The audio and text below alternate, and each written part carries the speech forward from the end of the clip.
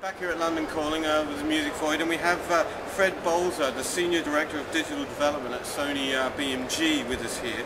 Now, Fred's role at Sony BMG is actually to contribute to the transformation of Sony BMG into a fully fledged digital music-based entertainment company.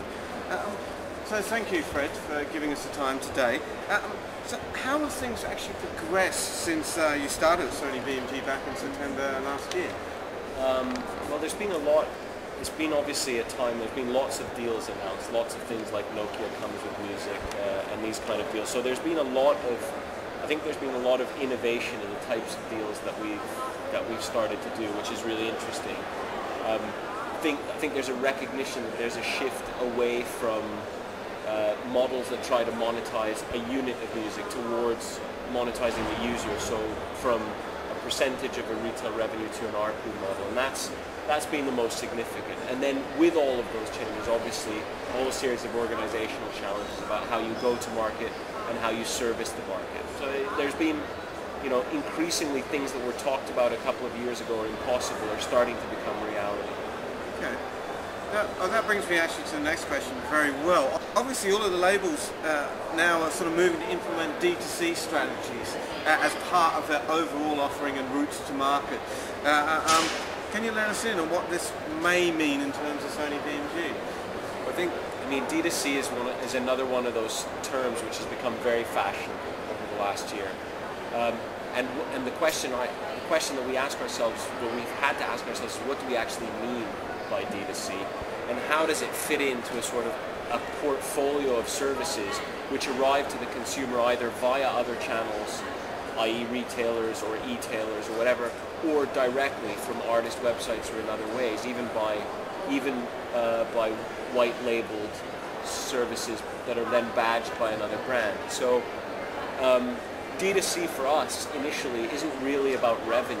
It's about getting access to the information which allows us to truly become a consumer-focused organization, as opposed to essentially being a distributor of music, a distributor and wholesaler of music. So D2C for us, really, in these initial phases, is more about learning about the consumer and actually trying to develop the capabilities to create propositions that the consumer wants, as opposed to simply selling stuff on artist websites. Okay, no, that's great. So, following on from this, in the digital realm, is Sony BMG witnessing any new trends sales-wise? You said you were moving more to an ARPU-focused model, so instead of just selling single units and forgetting about it, more trying to build a relationship and look at every aspect of the revenue over a certain time period from that.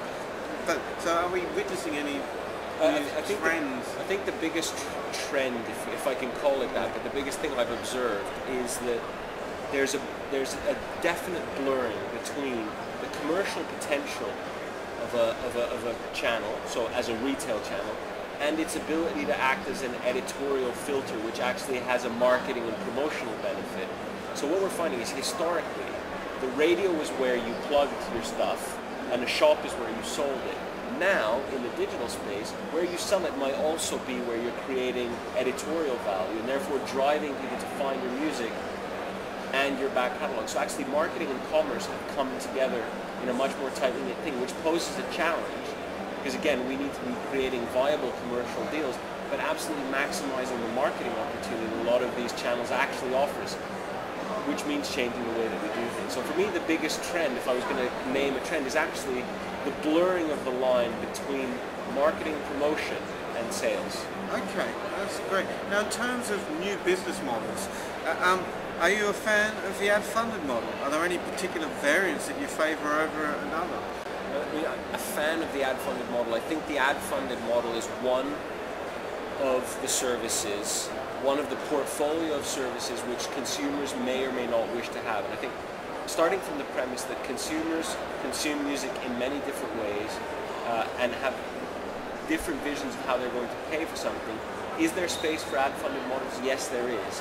What kind of ad-funded models? That the jury's still out. Are they upsell models where you try, like a la Skype, where you try and bring a service in and then you upsell them to a subscription?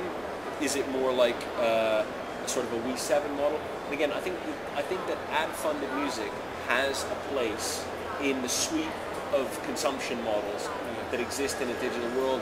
Will it be a dominant one? If that's what's underlying the question, I have no idea. But until the CPMs go up, certainly it won't. Yeah. Okay, no, that's great.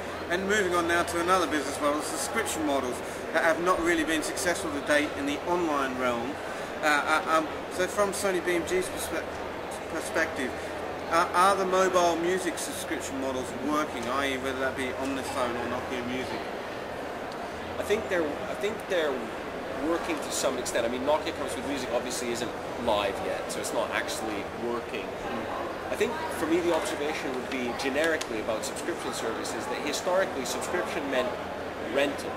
And now all of these Comes With Music deals are actually pushing towards unlimited streaming and a number of tracks that you can keep at the end of the period. So people actually recognize that as more value for money. Many people were waking up one morning saying, oh my god, I spent 70, 80, 90 quid on Napster, what have I got to show for it if I stop my subscription? So I think what Comes With Music and what a lot of these mobile subscription deals like Omnifone do, and then you can debate whether they should be tethered or whether they should be MP3, are creating a new notion of value whereby you use the unlimited piece to find things, and then once you've found them, you can keep some of them.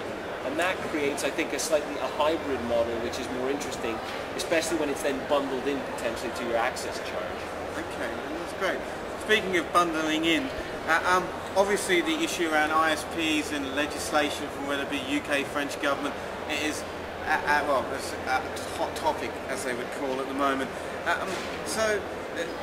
Regarding ISPs and a bundled fee for unlimited access to music, in a move to fight P2P, what are you and or Sony BMG's views on this? Well, I mean, our view is that any opportunity to monetize a way in which music is consumed is a business opportunity. Having said that, you know, the internet has created an environment in which the barriers, the technical barriers, have been removed from the act of copying, and therefore sharing has become an accepted form of consumption in the eye of the consumer. And so what our stance is, that we try to find commercial models, and we believe that things like Comes With Music, things like Feels Like Free models like that, and it may all be the jigsaw puzzle that ultimately gives people the option to still pay with their attention rather than with money, and get the benefits of good services. So that's commercially what we're doing. On an industry level, obviously, there's a desire, and there's a desire stated by the government as well in the UK, for us to come to some kind of voluntary arrangement. And Virgin's announcement is one that kind of creates an interesting, I hesitate to say precedent, but it's certainly an interesting set of circumstances. So